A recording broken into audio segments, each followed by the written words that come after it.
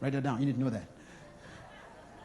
The number one need of a male is sex. I didn't say the number one need of a man, because the man is spirit.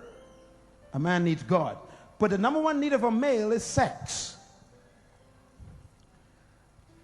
Why? Because the male is designed by God to be a progenerator. That means a male is always full of seed. His purpose in life is to provide seed. That's why every male right now is carrying 500 million sperms in his loins right now. He's a seed carrier. So his number one purpose in life is to provide the genes or the generations or the generations, the genes for the generations. So a male is designed by God to produce generations. That's why when God wanted to create a nation, he never went to a woman, he went to a man, because a man carries the generations. He said, Abraham, a nation shall come from you, and Sarah will incubate the nation. So the man needs sex. The man doesn't want sex, he needs sex. Say he needs it.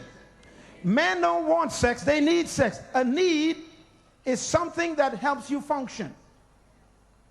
A car doesn't want gasoline, it needs gasoline. If you don't have gasoline in the car, it stops functioning. A need is not a want. Men do not want sex, they need sex. Don't look at me so funny, lady. Say hallelujah anyhow. I'm trying to give you some education so you don't get in trouble. Now, because a man number one need is sex, because he's driven by the divine purpose to produce seed. That's why men have no cycles. A man have no menstruation cycle. He's always ready. All the time, every day, all day, anytime, anywhere. The guy's ready. All the men say, right on. Don't look so quiet on me now. Come on, brothers, help me out here. Help me out here now. So you see, a man ain't got to build up to sex. He's just ready. And he ain't got no cycle. So he's ready even when you are not ready. Creates a problem. Now most women who are married, especially you Christian women, some of y'all think that your husband got a demon. What's wrong with you, man? You had it last night. This morning again? What's wrong with you?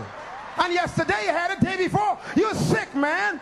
I'm going to pray for you. I'm going to take you to Pastor Matthew and cast out this nymphomaniac demon. You are full of the devil. And so you take your husband down to the office. You make an appointment to see Brother Matthew and say, Pastor, my husband have a demon. He's a nymphomaniac. He won't leave his hands off me. You got to pray for him. Cast the demon out. And Brother Matthew says, I got the same demon.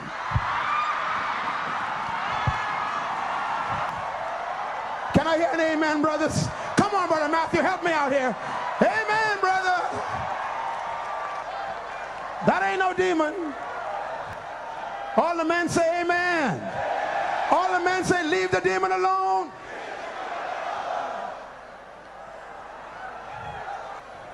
Your husband is not sick. He's normal. And if anybody here want to be too spiritual, any brother want to be too spiritual, if you don't have this same desire, you need prayer. Now, the question is, why is a woman's need not sex? A woman's number one need is not sex. Now, she likes sex. Sex is good for a woman, and she enjoys it. But it's not her motivational need. A woman's number one need is not sex. Write it down. Her number one need is affection. Affection is not sex, brothers. As a matter of fact, sex is the result of affection to a woman.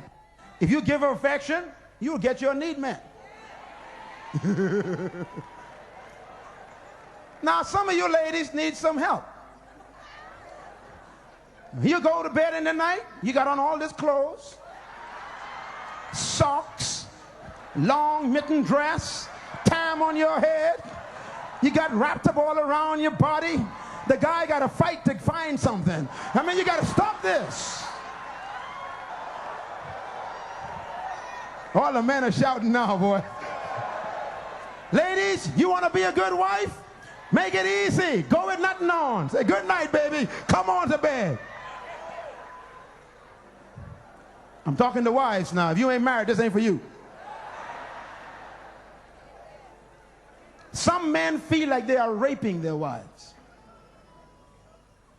Ladies, you ever wonder why Paul says, your body's not your own? Because sometimes you don't feel like it. The problem is he always feels like it. Now, women have 4 seasons: summer, winter, autumn, and spring. So men, you got to be